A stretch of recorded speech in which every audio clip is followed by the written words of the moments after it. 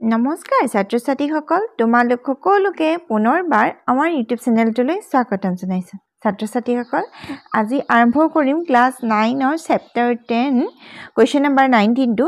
এইখিনিতে মই তোমালোকক এটা কথা কৈ থৈ দিও তোমালোকে ভিডিওটো চাই ভাল পাইছানে নাই বুজি পাইছানে নাই আৰু কোৰ পৰা চাই আছা কমেন্ট বক্সত লিখিবা এতিয়া আৰম্ভ কৰিছো ভিডিওটো কোৱেশ্চন নম্বৰ 19 ত দিয়া আছে সোৱা তৰলত নিমজ্জিত বস্তুৰ ওপৰত প্লাবিতা বলে কোন দিশত ক্ৰিয়া কৰে প্লাবিতা বলে সদায় ওপৰৰ ফালে ক্ৰিয়া কৰে আৰু উত্তৰটো হ'ব কি ঊৰ্ধ্বমুখী দিশত নম্বৰ 22 দিয়া আছে সোৱা যে পানীৰ তলত এৰি দিয়া প্লাষ্টিকৰ টুকুৰা এটা পানীৰ পৃষ্ঠলৈ কিয় ঘূৰি আহে ইয়াৰে উত্তৰটো হ'ব প্লাষ্টিকৰ টুকুৰাটোৱে অপসাৰণ কৰা পানীৰ ওজন প্লাষ্টিকৰ টুকুৰাটোৰ ওজনতকৈ বেছি হয় অৰ্থাৎ প্লাবিতাৰ বাবে টুকুৰাটো পানীৰ পৃষ্ঠলৈ ঘূৰি আহে মানে সেই টুকুৰাটোৱে যিমানখিনি পানী অতৰাই তাৰ যিটো ওজন সেই ওজনটো প্লাষ্টিকৰ পানীৰ ওজনতকৈ কম হয় গতিকে পানীখিনি ওজনটো যেহেতু বেছি গতিকে সি প্ৰয়োগ কৰা বলটো বেছি আৰু সেই কাৰণে সি যেহেতু তলৰ পৰা ওপৰলৈ মানে প্লাষ্টিকৰ টুকুৰাটো ঠেলি থাকিব গতিকে সি আকৌ পানী পৃষ্ঠলৈ গুচি আহিব এবাৰ আহিছো কোৱেশ্চন নম্বৰ 21 ইয়াত কি দি আছে সোৱা যে 50 গ্ৰাম ভৰৰ বস্তু এটাৰ আয়তন 20 সেন্টিমিটাৰ যদি পানীৰ ঘনত্ব 1 গ্ৰাম পাৰ সেন্টিমিটাৰ হয় তেন্তে বস্তুটো পানীত উপঙিব নে ডুবিব ইয়াৰে উত্তৰটো হ'ব যে বস্তুটোৰ ঘনত্ব ইজ ইকুৱেল ভৰ ডিভাইডেড বাই আয়তন হয় এতিয়া ভৰ দিয়া আছে 50 gm আৰু কি দিয়া আছে আয়তন দিয়া আছে 20 সেন্টিমিটাৰ কিউব গতিকে ইয়াক যদি আমি ডিভাইডেড কৰো ক্যালকুলেশন কৰো তেতিয়াহলে আমি এনসাৰটো পাম কি 2.5 গ্ৰাম পাৰ সেন্টিমিটাৰ কিউব গতিকে পানীৰ ঘনত্ব 1 গ্ৰাম পাৰ সেন্টিমিটাৰ কিউব এতিয়া 1 গ্ৰামতকৈ 2.5 টো